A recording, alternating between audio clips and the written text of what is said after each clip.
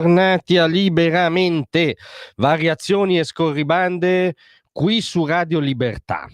Allora la domanda è: cosa caratterizza oggi una politica conservatrice? Qual è la differenza tra una politica conservatrice, nel senso, scusate il gioco di parole, non strettamente politico, cioè di visione del mondo, metapolitico, culturale, e una politica "progressista" tra virgolette, nel senso della stramba forma woke che ha assunto il progressismo contemporaneo. Fondamentalmente la differenza è che una politica conservatrice ha come stella polare la realtà, il ritorno al principio di realtà, mentre il progressismo woke ha come stella polare le proprie turbe, diciamo a volte anche legittime, spesso ideologiche, ma completamente scisse dalla realtà. E allora salutiamo un felice atto di politica conservatrice, in questo senso appunto lato anzitutto culturale, da parte del ministro dell'istruzione e del merito Giuseppe Valditara, che ha detto chiaramente: se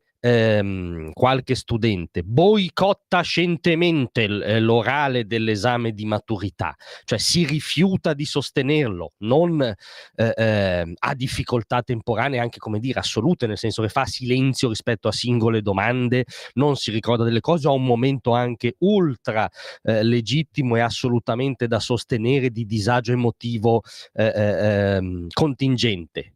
Quindi nessuno di questi casi, ma il caso di un boicottaggio dichiarato, sistematico, pseudo contestatario dell'orale della maturità implica la bocciatura e il fatto che lo studente rifà l'anno.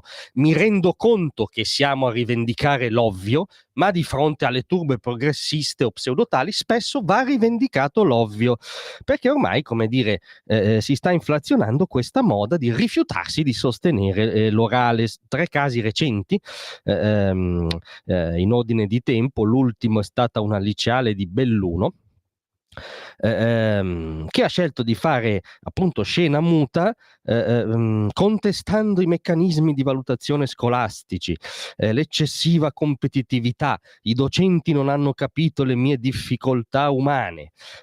Attenzione, cosa che può anche essere, i docenti, come qualunque categoria umana, soffrono del fatto che l'umanità è un legno storto.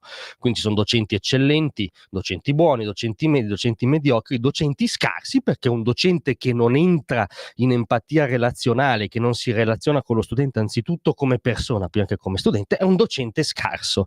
Ma come dire, è anche vero che il legno storto dell'umanità è qualcosa con cui i ragazzi avranno a che fare per sempre dalla maturità in poi, no?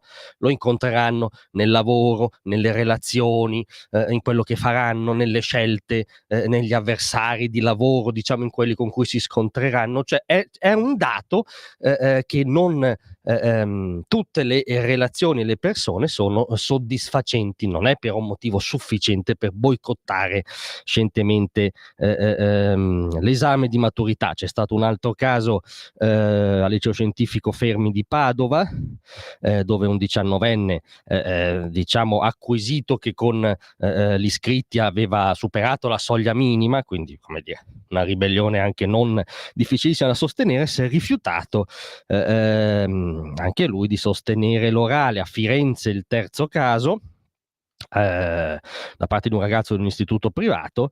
Tutti contestano il sistema e la valutazione e il fatto che i docenti siano più legati alle nozioni che alle persone. Ribadito quanto detto sopra, ribadito che il nozionismo come, diciamo, ideologia ampiamente superato in questo paese, e da solo è sicuramente sterile fine a se stesso. Non si può fare neanche una guerra alla nozione in sé, però. Cioè le nozioni sono basi di partenza su cui costruire visioni, percorsi personali, percorsi di vita, percorsi professionali, però esiste la differenza tra chi possiede una nozione e chi no. Altrimenti uno vale uno, e non è la posizione che abbiamo notoriamente da queste parti. Ma poi c'è una questione che, diciamo, va anche oltre questo aspetto, e ha a che fare con delle cosine come la responsabilità personale, il merito individuale che va affrontato, il fatto che non può esistere una dittatura dell'io, dei suoi capricci, ma l'io inserito in un mondo che è anche un mondo di regole, soprattutto se lo vuoi cambiare ti ci devi relazionare, non puoi chiamarti fuori. Insomma, questa moda è un classico caso appunto modaiolo di pseudo contestazione diciamo buonista della realtà. Se contesti la realtà te ne collochi fuori, nella fattispecie ti collochi fuori dall'esame di maturità e fai il favore di risostenerlo. Quindi tutte le polemiche che ci sono oggi, ovviamente sui giornaloni, Repubblica, non ignoriamo il malessere di quei ragazzi, il malessere non va mai ignorato. Sicuramente c'è una generazione che è quella che ha sostenuto la maturità nei giorni scorsi, per cui l'esperienza della pandemia è stata devastante anche psicologicamente. Qui l'abbiamo sempre detto che l'emergenza non era solo meramente medica, ma c'era anche un'enorme emergenza psicologica sui nostri giovani, quindi bisogna fare ancora più dei passi incontro che già vanno fatti di norma nella relazione con i ragazzi. I passi incontro non sono passi indietro, però non sono, come dire, negare il luogo scuola, quello che significa, quello che ha il dovere di dare a questi ragazzi, cioè anche un bagaglio e anche trasmettere l'ovvietà poi esistenziale, per cui ci sono dei momenti in cui uno rende conto di se stesso con responsabilità, e sì, ci sono dei momenti anche di valutazione, non solo, ma la vita è piena di momenti di valutazione. Il lavoro da un certo punto di vista sarà anche una valutazione continua.